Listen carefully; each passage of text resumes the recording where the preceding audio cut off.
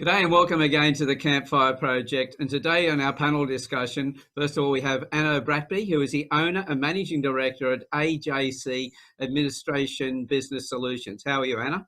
Good, thank you, Alan. How are you? Really good. It's good to get you on today because this is your second panel discussion, I believe, which is really good to have you back again.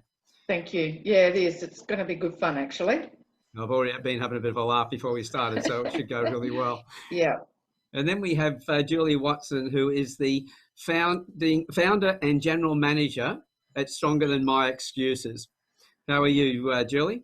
I'm great, thank you. It's great to be here. And your first panel as well. Yes, it is. Oh, it should be great. Yeah. Alan, you're on fire. Sorry. Oh, it's going to be a good one.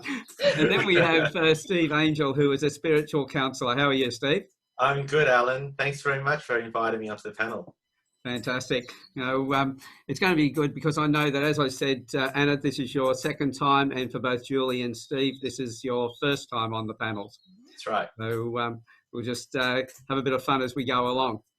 Now, we had a bit of a discussion before about the subject today, and we thought about accountability, why it's important to have it, and how negative thoughts and fears can bring us down. And so having a bit of a discussion around that, looking at some solutions that we've put ourselves into our own businesses to keep that accountability up and get the results that we need. So, Steve, would you mind starting us off on the conversation? Yeah, Alan, I'd love to. One of the reasons why I felt this was an important topic to talk about on the panel was with the clients that I have, really the cornerstone of their growth really comes down to their ability to accept accountability for their actions. And it's kind of like a value that sort of sits under the counseling that I do, which is accountability. And I'll define what accountability means to me. And that is, every action has a reaction for which we're accountable for. And it's that component of the equation that we need to honestly say, I did that. And then if you can do that and you can accept that accountability, you can then move forward from there. And that's where I find when I'm working with clients in particular, that's the hurdle. Until they can see their part that they've played in this, then we can't move forward in terms of, the therapy and the progress. And I think that is what really is a cornerstone of all growth, personal growth in our lives. So that reaction you talk about, every action has a reaction. You're talking about their choice. Is that exactly? That's right. Yes, Julie. It's the reaction to the action that's happened to them is their choice. How did you choose to behave at that point? Yeah. What decision did you make? What behaviour followed that? All of that was under your control. That's exactly right. Yeah. And in the work that you're doing, Anna, with your clients, how do you see them responding to their, being accountable for their actions?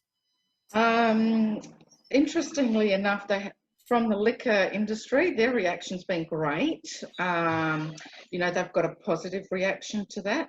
In the sense of my restaurant clients, it was really hard for them to learn how to pivot and to change. So the negativity became quite strong.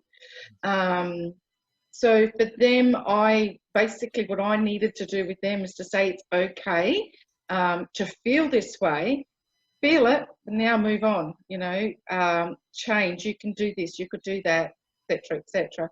So it did take a while. Some of them took a lot longer than others because they're not used to change and they're not used to the accountability or having to be accountable to make that change. Yeah, they're business owners, but they didn't want the accountability to have to change. And I went, but you've got a business, you need to. If you want to keep going, you need to change.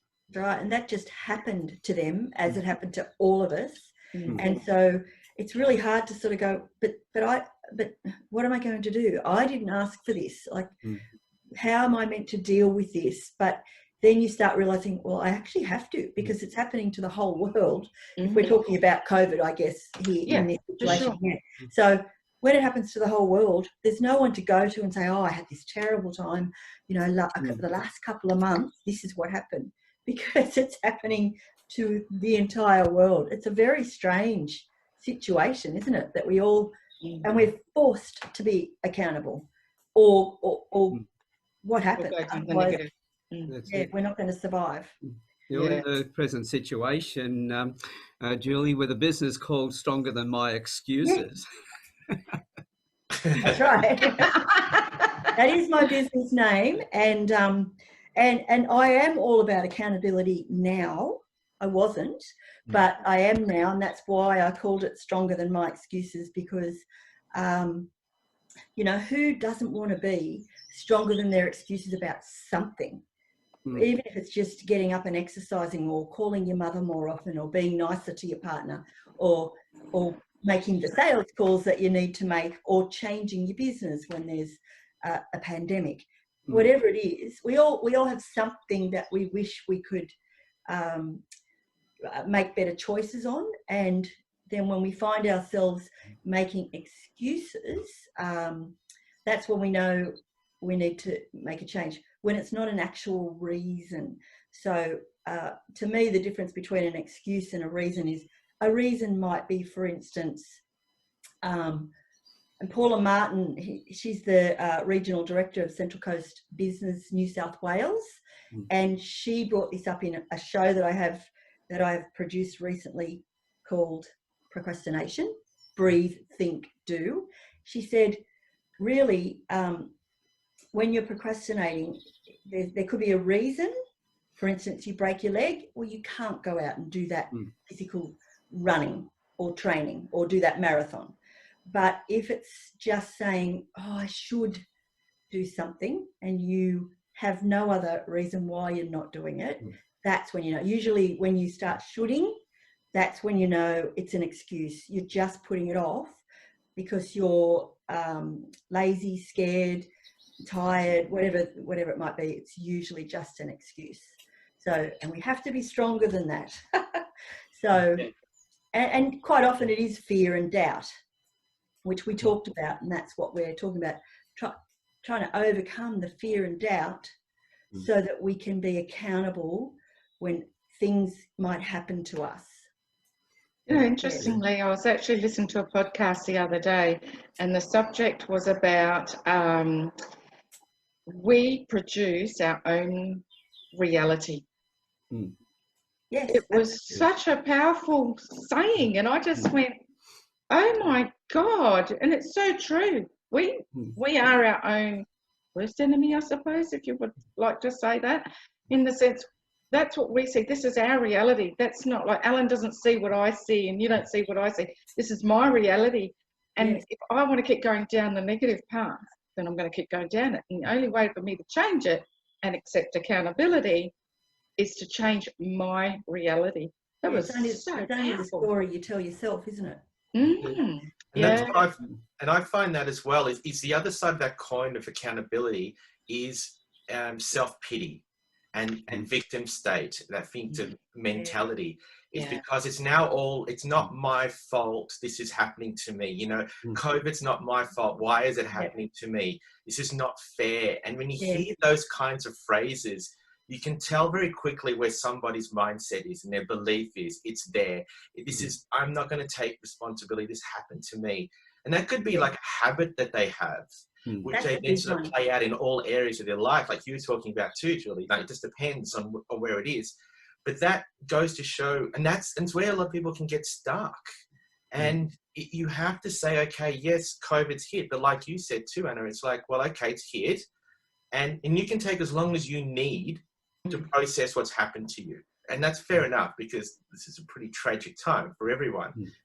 But at some point, you have the choice now. You can stay here and watch the entire industry just float away down the river, because if you don't start making changes, you're going down with it. Or you can start taking action. And it's that point there that, you know, as coaches, counselors, mentors, we're trying to help people see that. And sometimes they can't see it on their own. No. Sometimes they just can't. That's right. Sometimes people that we know need it, we hear them basically whinging. And you feel like saying, can you hear yourself? And yet they're not ready to take that step. They have to want to change, you know. I don't know how you get them to do that other than keep putting it out there, which is what I'm doing, and I guess what you do when people come to you. And we all try to make a difference in the world with what we say and what we do, and staying positive and all of that. But you can lead a horse to water, as they say. Can't make them drink, but we do try. Some of the things that I love about life is some of the contradictory terms that we have. It's like the only thing that's constant in life is change. And no matter whatever happens to us as well, is that we always have choice. Even then we think that we're being controlled and everything else, so we choose. But I love the thing about your reality, because everybody's got their own reality, and there's no two realities the same. So therefore, every reality is an illusion.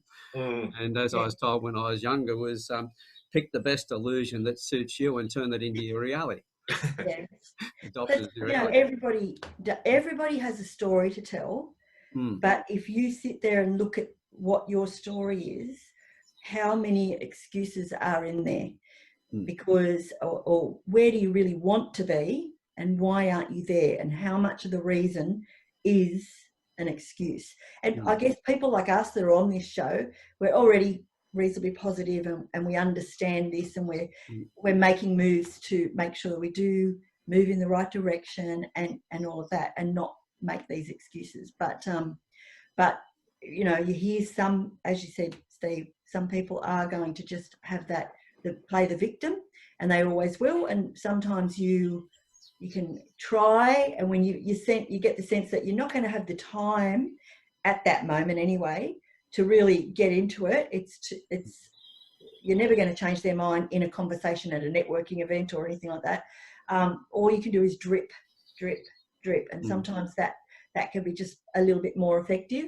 I keep wearing my shirts on the hope that people go, yes, I really, you know, I think it makes people. I wear this sometimes when I'm out walking, and someone will say, oh, I love that. It makes, you know, I'm going to go home and do some stuff, you know. It really makes people just think. So anything we can do, I think, to keep people positive. But I wanted to just mention one thing about, this is really important to me, and I think it relates to the topic today, accountability, because I've always been positive, and by that I mean an upbeat person, bit of the life of the party, and a bit of fun. But then when it gets down to the nitty-gritty, I might suggest something, but then when I actually want to do it, I pull back, and I never had the confidence. And I really didn't even understand any of that until in more recent years, because I finally realised that I had all these adversities in my life, health adversities, and I got through those because I was positive. But it was years later that I recognised the difference between positive and confidence. And I went, hang on a minute, positivity got me through adversity, but it did not achieve my goals that, particularly in business. But I finally realised that to be confident means you actually have to be accountable. You have to take the action that you've promised yourself you will. When you set a goal, you make a promise to yourself. And if you keep breaking that, why? Is it fear, or is it doubt, or is it, and why? Or have you set the goal too high and you're not actually prepared to do the work? So, which then causes anxiety and other problems. So I am a massive fan of teaching confidence, because you can learn it. I didn't realise you could learn it either. I thought people either had it or they didn't. And people used to say to me, you're really confident. But I wasn't at all. I used to have that, what do they call it, when you go into a networking and you feel like the imposter syndrome. I've always had that. I'm the only one here that's not a real business. I have an ABN, I'm running a small business, but they're all real businesses and I'm not. Hang on a minute, I was, and half the people in that room or more are thinking the same thing. And I didn't realise it. It took me years to sort of get through that stage where now I go in and think I'm just as equally an important business as you, no better, no worse, but we're all in this together, sort of thing. And that confidence that I learned has really, really boosted everything in my business and my life and everything. It's amazing. And I think I am accountable now, and I make sure that I tick off my goals, and I get people to keep me accountable as well. And that includes business people and personal, my partner and things like that. So I think confidence is huge when it comes to staying accountable and making sure that you react in that right way to things that happen around you. And have you read the book? It's only just recently come out, called The Buddha and the Badass. No. By Vision something. Can't think of. I've only listened to the first 2 chapters, I think they're called, but it's called The Buddha and the Badass, and it's actually it's about business. And this guy set up a business, a multi-billion-dollar business, without venture capital. He was into IT and all this sort of stuff, but he had a few breakdowns, failures, etc., etc. So the start of it is all about what changed in him to make his business grow exponentially, right? And it is all about the core values. His personal core values had to align with the company core values. And all accountability. And as soon as you were saying that, my mind's like ticking with what I heard this morning, because I used the audio book. It's really interesting, this book. Really interesting. Is that gentleman the owner or founder of Mind Valley? That's one. Yes. I've come across it's a personal development platform, basically. Yeah. I think what you just raised is something that I actually wanted to raise as well after listening to what Julie said, and that was the whole achieving goals. I think one of the challenges that people have is that they don't actually really know what the goal is that they want. I think there's a tendency to just pull goals out because they either sound good or they have this kind of mystique about them, or they will usually satisfy somebody else's opinion of you rather than what you truly want. And you know what he's saying in this book is something that I really believe in as well. It's just, what are your values, but what's your intention? Like, why do you want what you say you want? Because if you don't know what it is, it's impossible to achieve it. You can throw as much positive self-talk at yourself, as many affirmations and visualizations as you like. You will not achieve it, because you'll find a way to sabotage that, because ultimately it doesn't align with who you are and what you want. And I think that is really the most important element of saying, this is what I want in my life, but why do you want it? Why do you really want it? Yeah. See, that's so important, because I've heard, you talk about accountability, and we talk about having accountability partners, somebody who holds you accountable for what you're doing. But if you don't know what it is you want to create, sometimes talking to the accountability partner up front and setting the goals ends up being, as you said, totally in the wrong direction, not aligned with your goals, where you really want to go, because you haven't spent the time on that. So even having an accountability partner, you've still got to get yourself right first before you even take one of them on.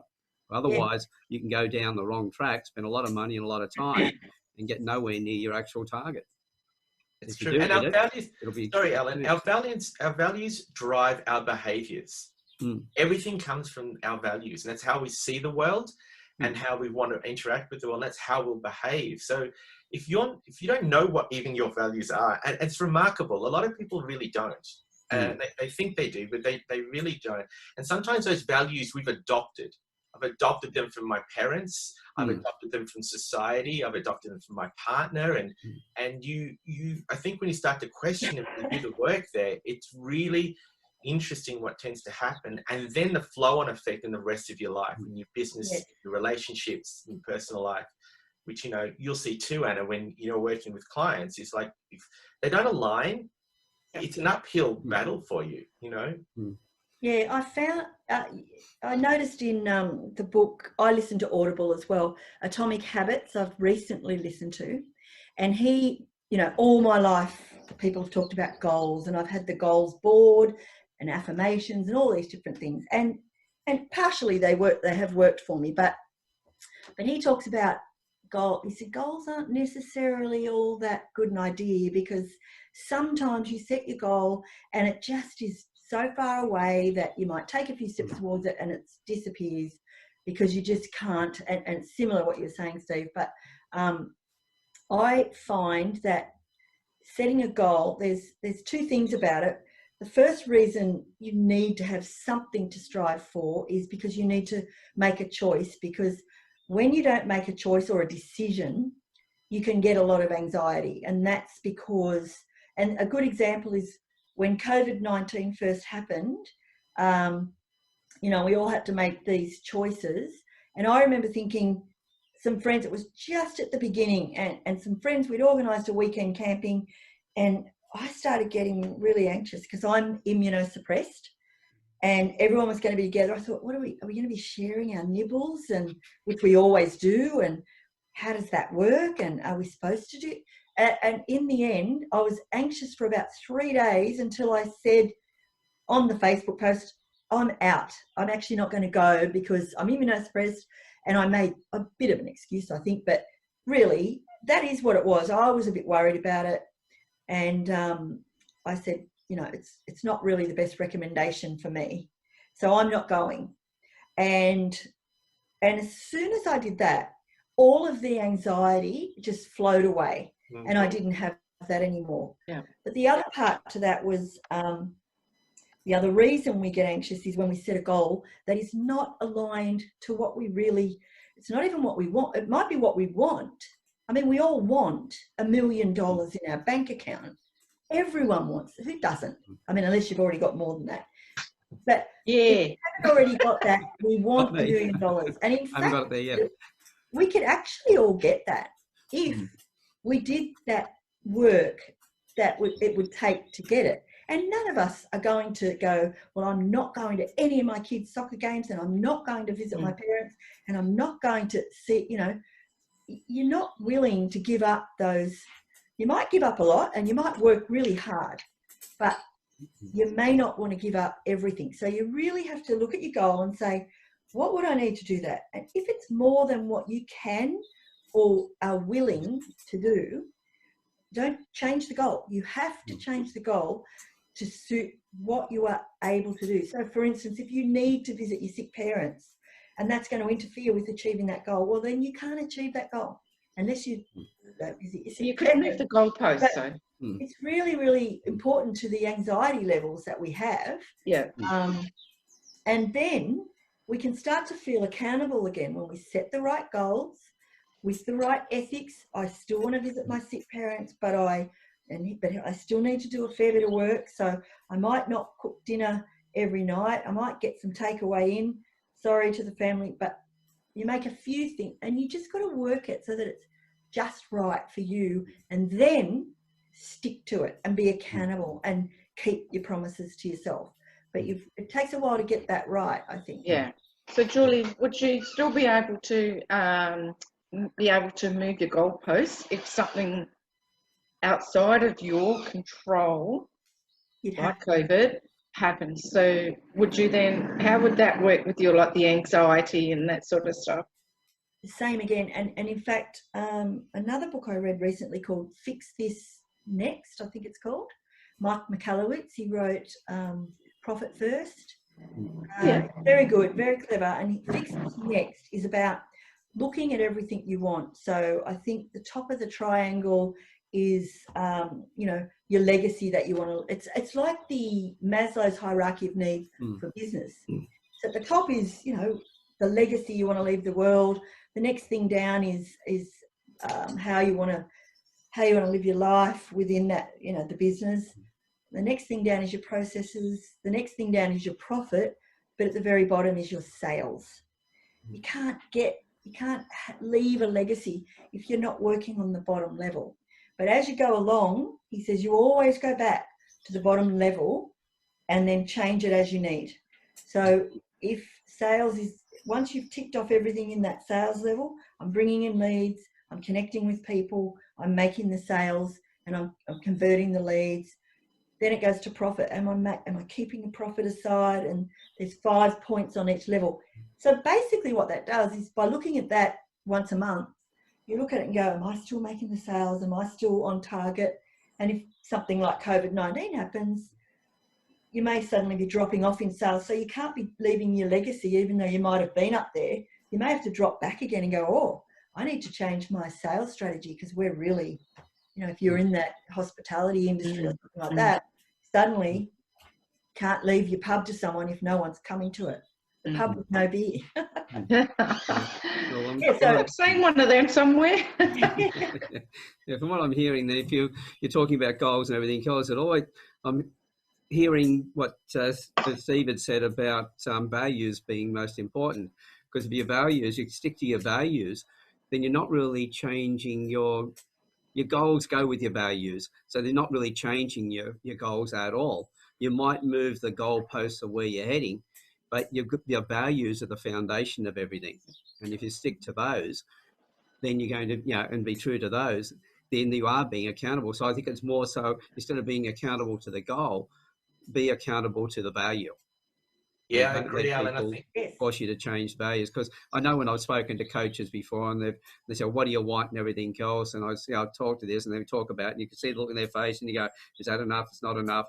Well, you're really just coming up to their estimation or their measurement. Yeah. You're actually living their values. You're not actually living your own. So it doesn't matter how big or how small it is. It's got to be within your value set, or otherwise you're never going to achieve it. It's got to be your value set, not someone else's. I agree, and sorry, Alan, and I think that really sort of hits back to what Julie said, and also the question that Anna had, was when something else happens, then the goalpost may change. It just may mean that now you drop, say, take the analogy, you drop that back down to sales, okay, because now sales have been affected by something like COVID. So you now have choices to make on how to get new leads in, where to find new business, and the approach that you take. And now it's like, okay, so I was getting it from this avenue here. There are avenues now that are open to me where I could possibly get new business. But are all of these avenues right for me? Do they sit well with me? Would it mean that if I did that, am I going to compromise some values to do so for that bottom line? If you will, it'll only be short term. It won't be long before that doesn't work for you, right? You'll find a way to sabotage it. And then there are other avenues. So in that, by coming back to those values, like you said, Alan, your choices become easier to make, and I believe faster to make. Because you're not having to re-question the reason why you're doing anything anymore. Yes. It's like, okay, well, I have to go back to sales. I've got to find something else. Out of my 5 options, these 2 seem the best for me. They'll work for me, and I'll make them work. And that's why it's so important, isn't it? That, you know what it is, what's driving you.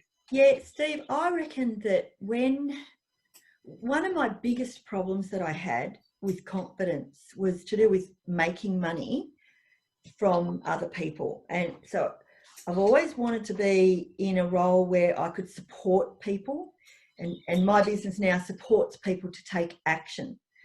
And I used to struggle with asking people for money to help them do that, because I get a lot of charity organisations and causes and things like that coming to me. So I do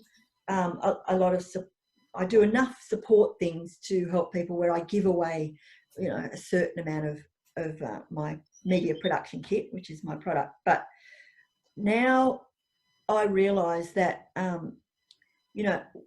to get to that pyramid I was talking about, I can't leave a legacy and I can't give a lot of things away until I am in a position to do that. So I can do a lot more to help people when I'm in that position. And for me, it was a really fine line between what you're talking about, between my ethics and my morals, and how I sit with all of that, with the world and with business, and taking money from organisations that need funds and need support. And I'm thinking, but I'm making you pay for this. But I have to continually remind myself what I'm giving them back. And sometimes I know what I'm giving them back, but I've now become stronger at that. But I think for a lot of people, that is a big battle. Understanding their ethics and how it sits with their business. it's a real juggle. And it comes down to, I believe, what you value, what you do. And it's in my previous life, is in events. I used to work with a lot of entertainers and creatives. Now, if ever there was a category of people that struggle with charging money for their services, creatives are definitely one of them, especially musicians and talented people like that.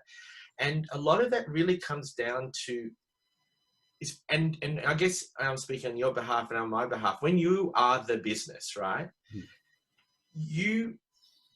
There's no one to hide behind. There's no facade. I don't have a company in front of me where I can sort of put in front of a client and say, you're getting all of this. You're getting the building, the high rise, you're getting all the staff members, you're getting the desks, getting the computers, you're getting all these systems. It's a lot easier to say, I'm charging you X amount per hour for doing so. But then it's you. You're saying, it's me. And now you have to value that. And the fear that most people have is the rejection, that the people don't see the value in it. And that's where that confidence needs to come in, and you have to say, but what I have is of value. And that is required, and it's really our own issues. It's not really the client's issues. You know, those charities have money to spend. They're still spending them on services. And, you know, and corporations have money to spend on services. Everyone is choosing. And it may as well be ours that they spend it on. Yeah. So we're the exactly. biggest barrier when it comes to that belief system is that what do I have? Is because I think that it's a little bit more, it feels more personal when it's just you and you're saying you're really buying my time now. And that's just, it's a mindset, but it's very, very common. I completely appreciate what you're saying. Yeah. I think people do find that difficult to ask.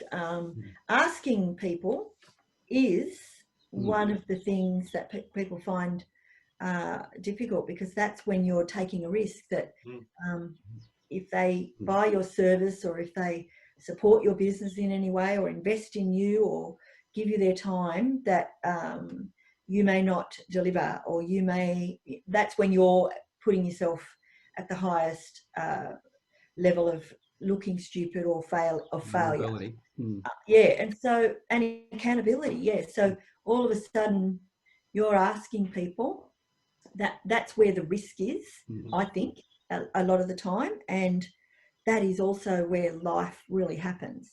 And that's where business really happens, when you start to ask. It's a completely different story when you're confident enough to ask, and then be accountable for your actions, and also asking your customers to be accountable in return. Exactly. You know, sometimes they need to, if they're going to buy your product, are they going to use it in the right way? Sometimes that makes a difference. For my business, it does. So when I look at all around. I look at the confidence, for instance. Everyone's got a different, because I'm a profile, I look at the facial features. I can recognize somebody who has an innate self-confidence, who gets it the first time and thinks they've got it. They get it a little bit. Then you got those that will take forever to build their confidence, but some people will take longer. But they're usually the ones, along with a couple of other traits, where they'll have that imposter syndrome. They won't think that they're good enough. And as I say to them, well, in time they'll get their confidence. But really, I always say to people, look, how the service that you give, would that be of a real value to people? Do you believe that you have a great service that would really help somebody? Would that give them a great return on investment, that, it's going to solve their problems and everything else? And they go, yes. And I go, well, by what right do you have to withhold that from them? Yeah. You're robbing them. You just you know told me why, Alan? Do you know what I think it is? It's because I think they're not confident within themselves. That's it. And so for them to understand that they have an obligation to the other people, because most people who have imposter syndrome have that because they don't think they're good enough. They're not able to give the person what they deserve to receive. So you change that thinking by saying to them, well, look, if what you've got is really that great, then by what right do you have of robbing those people by not presenting it to them? And by what right do you not value it? It's not about you. It's about the people you're servicing and about the service right. that you're providing. It's not about you at all. And so, you know, as I say to people, if you don't think you're good enough, get over it. And if you think you're too good, then get over yourself. Yes. Yeah, I think the important thing is to put yourself out there, and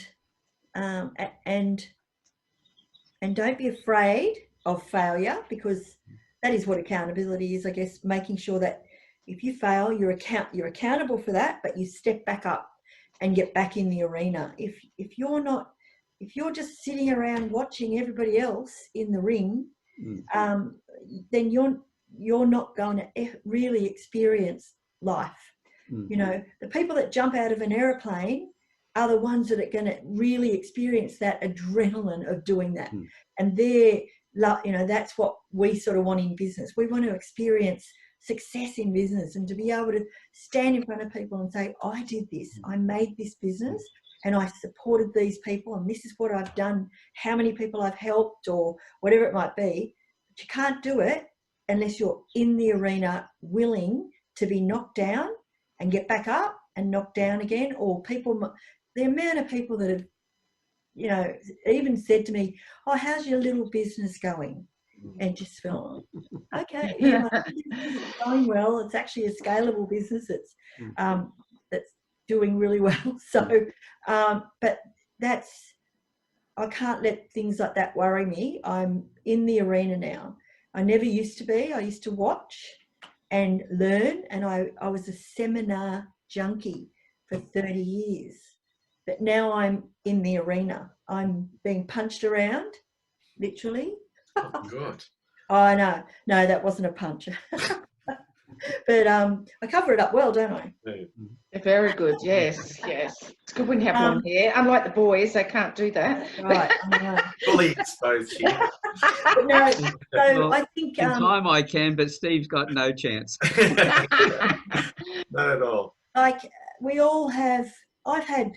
That's part of one of my medical situation, and just to quickly let you know what that is. So I had diagnosed with chronic renal failure when I was 26. I had 5 years on dialysis. I had 2 kidney transplants. The one I've got now, which is successful, I've had for 24 years, and it's my dad's, which is great. And but since then, with all the medication, there's other issues, and so I've since had a heart attack and then diabetes, and now I'm having just finished radiotherapy treatment on a skin cancer. And the skin cancer is due to being immunosuppressed, and they just get worse on me than what they would on an ordinary person. So I've had all this ray treatment for 25 goes until it just gets horrible, and now it's on its healing path. But and that's what I mean by I've always been positive throughout that, and no excuses. I could have used excuses, but throughout that time I ran a small business. I was a surf lifesaver, all those things. I wanted to be a role model for my son. And the good thing is that he didn't recognise the difference between positive and confidence. And he always thought I was a really confident person too. And so he is now grown up to be a really confident young man. He's now a lieutenant colonel in the Australian Army. So doing really well, an absolute leader. Yeah. So it's good to be positive, and it does have a good effect on other people. But that confidence, I still didn't have it. And as he was progressing in his career, I'm thinking, gosh, what am I doing? And he probably taught me a lesson. One thing, though, that I've got to pick up on, and this is my personal opinion, is the word failure. I actually don't like it. No. I prefer to use it's a journey of life. I just think that failure is just so negative, and we've got enough negativity in the world. I think one of these words should be thrown out of the English dictionary, in my opinion, because I just think, like I've had 3 businesses, and I don't see them as a failure. I see them as a learning curve. Okay, well, I'm not going to do that. Then I'm not going to do that one. Okay, so I'm not going to do that. Now I'm going to do this one. So, yeah, everything to me is a learning curve. It's not a fail. It is. It Yeah, is. I think And it's Yeah. important. fail is first attempt in learning. Mm. There you go. FAIL. So there you go. You're Yeah. right. Yeah. Yeah. And very Yeah. much so a case of it's, and the thing is, we put a positive and negative on so many words, like consequence. We always saw that if you do that, when your father gets home, you're going to get a slap. That's a consequence of doing that. So Yep. we put the negative connotation on it, but really it's a case of cause and effect. If you do this, you'll get that result. That's Correct. a consequence. If you do something positive, you'll get a positive result. That's the consequence of that. It's like manipulate. Manipulate, we talk about, well, that's a bad thing, but we talk to our children in certain ways to protect them from running out on the road and things like that. That's manipulation. But it neither has a positive or negative. It's when we apply it and how we use it. Failure is it's the same thing. It's just an event in time, but it's what you do with that. Did you then run away and go, okay, I give up? Then it becomes a negative. But if you Yeah. take that, as you said, as that learning step and you move forward, then Mhm. it's an event Yeah. of life. Yeah. I have had so many failures in my life that have got me to where I am today. And I never would have got here without those failures, because Yeah. they've been a learning curve, all the things I've Yeah. learned to move forward. So as they say, fail forward. Yeah. Or fall Fail forward, one or the yeah. other. Mhm. There's also too, if let's talk about failure, because I agree with everything there in terms of failure in itself, but there's also a romanticizing of failure as well in terms of achieving success. Hmm. And I think that there's this sort of notion that, you know, oh, this person achieved this, you know, and they failed so many times. And, you know, we can also take failure as if to say, oh God, you know, I need to fail. And whatever their idea of failure is, just it doesn't even really make sense in terms of that learning, because basically it's really just, you did something, it didn't turn out the way you wanted it to. Okay, what are you going to do next about it? So are you going to learn from it, or are you going to continue the pattern moving forward? If you continue the pattern moving forward, you've learned nothing. If you do change, and you've learned something. But I feel like sometimes when we look at success and we try to attribute to failure, there's like a disconnect for me. It's like, don't bring that one in. Don't bring like the term failure in. Just sort of say, okay, you're trying things along the way, because nobody knows exactly where their success actually leads them most of the time. Sometimes you think you're going down one path, it's going to lead you down 45, and that's the way you should have gone, or you should go, and you will go. And then other times it's, you're not even, sometimes you can only see 1 or 2 steps ahead of you anyway. So trying to plan for 5 or 10 years is sometimes futile. So there is this thing, I kind of agree with you, Anna. I don't really like this idea of concept of failure and this word around it, and what sort of gets romanticized as well in terms of books of success stories of leaders and stuff. Oh yeah, they failed and now they've made it. Oh, so if I don't fail, then I won't make it. It's like, simple. I talked about that as well in one of the previous shows that I had, panel discussion, and it was, we talked about all the different words and different things like fail. You shouldn't say the word try or fail or but, and there's a few words like that. My way of thinking is that we need repetition of learning. We don't want to do the same thing if it's not working, but we all know that you can go into a seminar and listen to someone and you haven't heard it all. And there's 2 reasons for that. One is because you could be distracted at the time and you haven't heard everything. Someone walks in the door and everybody turns around and the speaker's still talking, or they talk about something on the Gold Coast and you start going off into your memories of the Gold Coast, and then you finally come back and listen to them. You're never going to hear it all. But by going back a second time, another point to learning, repetition of learning, is that your life has changed. So if you hear that same seminar 6 months later and they mention something about the army, and now your son's in the army, suddenly you pay attention to that part. And even though you heard it before and you understood it, it has a completely different meaning for you now because your life's changed. So when your perception of what they're saying changes, the way you take it in changes. So I love repetition of learning, and that includes if you've done something before that you failed, it doesn't mean you can't try that same thing again, because you've learned some different things and you may just twist it a tiny bit to make it different. Or in doing it, your perception has changed, and so it becomes, you're more motivated about it and you work it better, and it works for you the second time. So I'm, I've read so many books. I'm a big fan of just constantly learning, but not, I used to think, oh, right, this person said you do 30 affirmations every day for 30 days and then this will all happen. And then, so I'd start doing that and then lose track, of course. And then someone else would say, you need to have a goals board. So you cut out your pictures and you put them on a goals board. So I did that. And for me, for 30 years, I just did what everyone else said about achieving my goals, but I never took the action that was productive. Never. And I thought, why isn't this happening? Then I realized I don't have to do it the way everyone else does it. I listened to Tony Robbins and I listened to Mel Robbins and I listened to Richard Branson and lots of other people. And I read all these books and I listen to Audible and I do all of that almost every day, and I listen to things, but I no longer go, oh, I'm changing my plan and I've got my plan. I'm doing it my way. Every now and then something comes on and go, oh, I can tweak, I might add that in. Gratitude. Yeah, every day I'm going to get that rock. When I wake up in the morning, I see my little rock now and I'm grateful for something that day. That's one little thing I can do that doesn't take any time. So I can add little things like that into my day that just make my life better. But I don't have to do every single thing while I put off all the productive stuff. I make sure I do the productive things as well. So I'm not worried about saying failure because of that reason. Yep. I know I can fail and get back up. But I don't have to, like Steve said. Doesn't have, I hope I don't fail this time. But I'm not afraid to.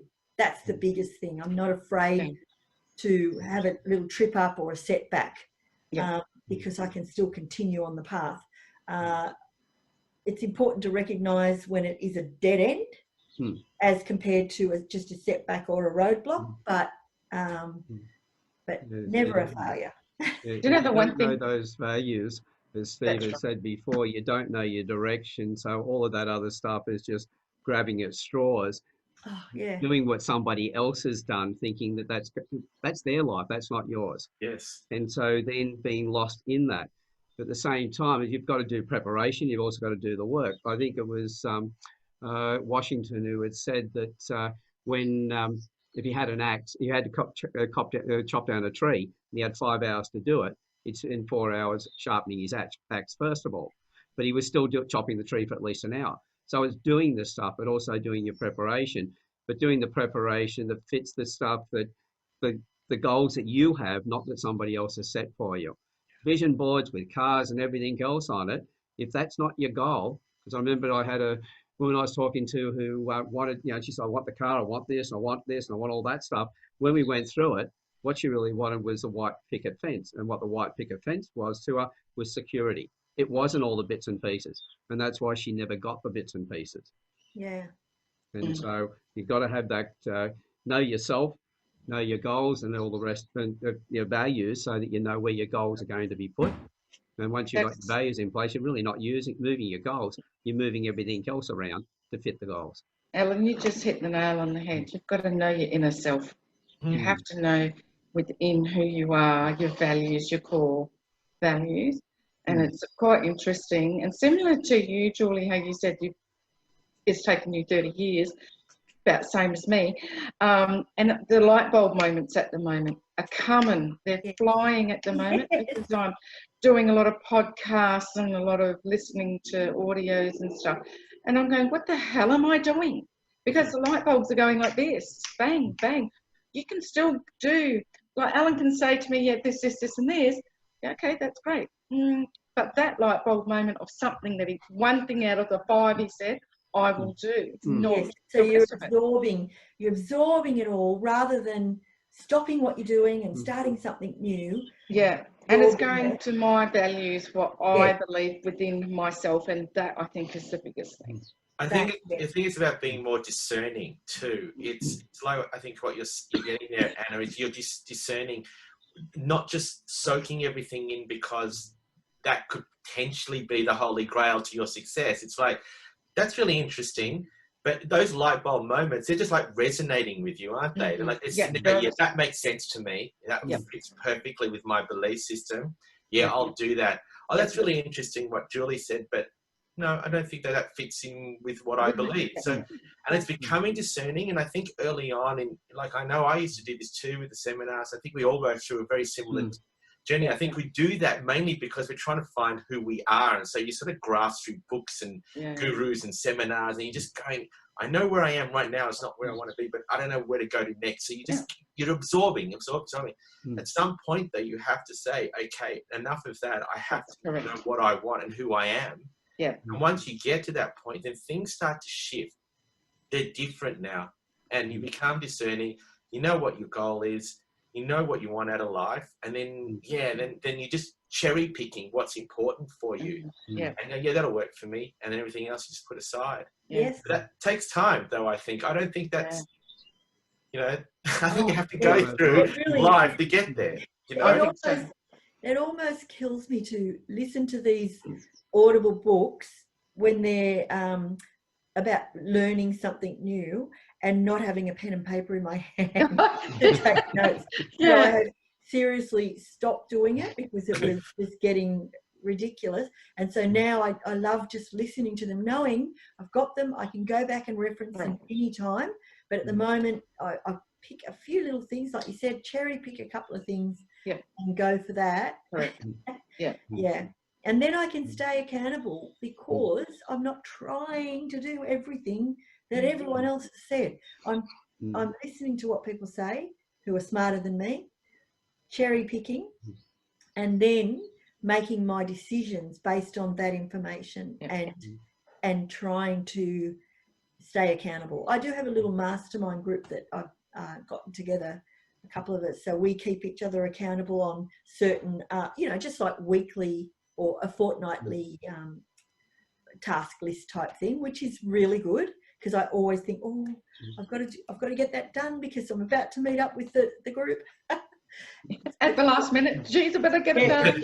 Having someone else keep you accountable. And I think we all need that from time to time. We do. That's why we have coaches and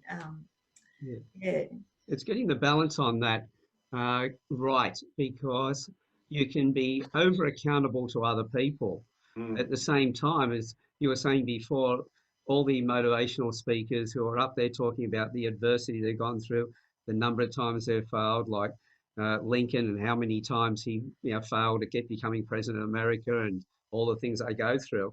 And it's almost like the lesson, as you said before, you're being taught is you have to fail over and over again before you ever actually get there. And the more you fail, the higher you're going to eventually get. So we condition ourselves, and that's counterproductive to being accountable for ourselves.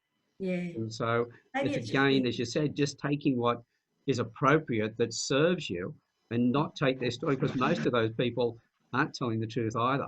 When somebody tells me they get up at 4 o'clock every morning, get up early to write a book and things like that, they don't do it every morning. Because I've been to TAFE and worked at the same time where I was getting 4 hours sleep a night, and I didn't last very long. Yeah. You need your sleep. They get up at 4 o'clock, but they're in bed by 8 o'clock at night. So don't listen to, take it on literally on what people say. Yes. Or figuratively, whichever the right word is there, but because it won't be absolutely true.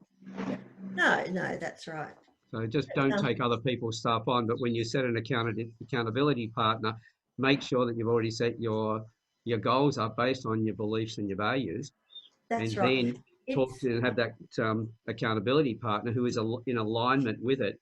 Yes. And they keep you accountable on your goals and your settings. Oh, yeah. Well, we set our own goals. Mm. But I think, it's really important that when you set your goals, and it's not so much about how many times you fail or try or not get knocked out. It's not about that. It's about having, what do I want to achieve? And even if it's just for the week or whatever. But then just leaning into it. If you're not doing something towards it, then it's not going to happen. Even if that means just talking to someone about it. You may not even know exactly what you want, if you think, oh, I wouldn't mind being a bit of a speaker or whatever, well, next time you're at a networking event, you start talking about it, and someone says, oh, I know someone who does some speaking, and they joined Toastmasters. That might be something you hadn't heard before that you go, oh, well, there you go. No matter what your goal is, when you talk about it within a group, someone knows someone or something about it that will bring it out to you, and then you'll hear about it and know more, or they'll help you. They'll have someone that can help you. And it may end up that you end up not being a speaker and being, well, having a media production kit that I do. That's how mine started. I wanted to be a speaker, so I started this little show and to gain more profile, and now I sell media production kits for other people to improve their profile. But I leaned into it, and I learned that from, I think it was Mel Robbins talks about that. Just lean in, start talking about what it is, and you're not really even failing. You're just gradually moving around in the direction of things that you like, and things just come your way. But if you just do not mention it and stay quiet, how is that ever going to happen? If you don't start researching it, how's it ever going to happen? You're not even trying. You're never going to fail. You're never going to succeed. You're just going to stay in the status quo. I don't think most of us don't want the status quo. We're all, you know, oh, some do, but I think we're all having something that we want to achieve. Like I said, we make excuses about something, whether it's fitness or or visiting our parents or whatever. So, sorry, Alan, I've just got to say this, Alan, I'm really feeling left out because you've got that fire on your shoulder now, so you must be nice and warm. I'm just going to go like that. I felt that way. Look at the air going. Freezing. It's sitting there and going, oh my God. Well, we'll warm you up then. What advice would you have for the people? What have you actually applied in yourself? How are you doing your own accountability? And what advice would you give the people who are listening in today? And we'll finish off shortly. Who, me? Yep. Oh, sorry. Yeah. Okay. That'll warm you up while you're thinking. Yeah, great. Thanks for that. Put your hot seat. Great. Okay, so you know what I've learned over the last few months, because look, let's face it, you know, I was one of those people that went down into a negative state for a month, 6 weeks, and I pulled myself back out of it. And I think the biggest thing that I have learned is similar to what Julie has said, and that is to do what I want to do and to find my core values and then bring them into my company values, so that when I, from my business side of it, you know, I went to that point where I've actually put on a client and he's way outside my core values. And the last 2 weeks I've been procrastinating about going to see him. And now I'm thinking it's time, I'm going to have to let him go because he's just way outside my value, both for my core, even without me writing him down. So I just, without having your values, you can't be held accountable because you're not holding yourself accountable to yourself. So if you want to be held accountable, you need to stick to your core values. Excellent. And Steve? I think what I'd like to leave like the listeners in regards to accountability and my experience with it is you need to be prepared to be honest, really honest. I think it's very easy for us to lie to ourselves. I think we lie to ourselves more than we lie to others. And I think that if you truly want to embody accountability, then you need to be honest. You need to have a look at the situation that's in front of you and say, what's my part here? And it might sometimes like make you feel icky. Like it might make you feel bad. You might feel ashamed. You might feel guilty, but that's okay because you can't actually take action and move forward if you don't actually are honest with yourself. So I think the biggest thing with accountability comes to the value of honesty. And if you do that, I think you're already way ahead of everybody else who is sort of little lies that they tell themselves about the situations in front of them. If you do that, I think that you will move forward in life much faster. Excellent. Any final words, Julie?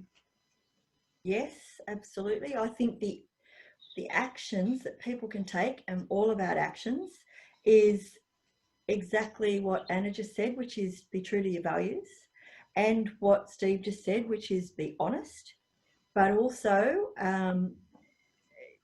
don't think there's a secret.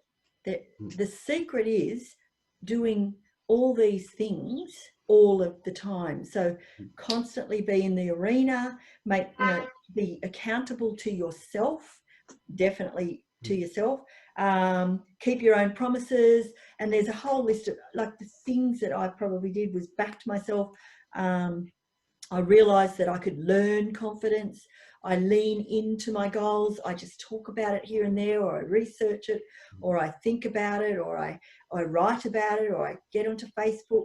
Just do all these tiny little things. Read books all the time. Atomic Habits, 7 Habits of Highly Effective People, some of those other great books. And I just think when you're doing, there is no secret. You've got to just be constantly doing these things in small ways that fit in with what is productive for you, and then you'll start to see results. But you have to take action every day. Take some sort of action towards your goal. Lean in. Excellent. There's a quote that I heard the other day, and I put it up on our board, and it says the opposite of negativity is action. Exactly. Yes. So true. If So anyone's wondering about the secret sauce, the only secret sauce is you. You're your own secret sauce. Yeah. So get into that. Well, anyway, thanks very much, Anna and Julie and Steve, for being here. I hope you've enjoyed, as I said, Anna, your second one, and Julie and Steve, your first panel discussion. It's been great. Thank you. Really good. Really good. So the first of many, we hope. Yeah. So again, and to everybody out there who's been listening to this, I hope you got a lot out of it. If you got any questions, get in touch with these guys, and whoever you resonated with the most, ask the questions around that. And we'll see you all on the next Campfire panel discussion. Yes. Bye for now. Bye, everyone. Bye. Bye. See you. Bye, everyone.